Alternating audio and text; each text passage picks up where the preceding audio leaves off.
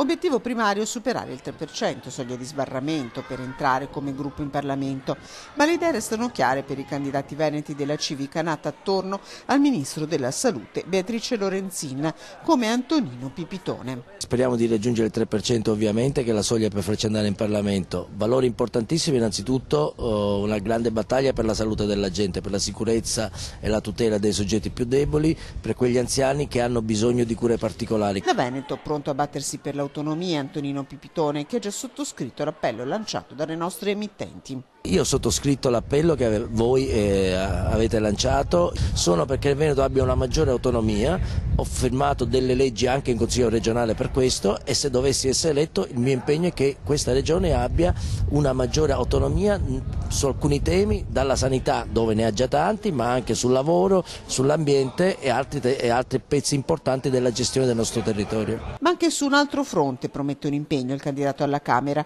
la legittima difesa. La nostra proposta di legge, che voglio ricordare, ha raccolto oltre 2 milioni di sottoscrizioni, proposta di legge di iniziativa popolare, oltre 2 milioni di sottoscrizioni a livello nazionale, oltre 300.000 veneti e 32.000 del Padova e provincia, di cittadini che sono alzati, sono andati a firmare, prevede delle cose molto semplici, che a casa propria uno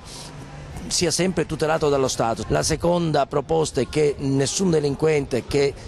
possa subire un danno possa essere risarcito e la terza proposta è che ci sia il raddoppio delle pene per violazione di domicilio, che consenta a chi fa il delinquente di avere anche il rischio che vada in galera.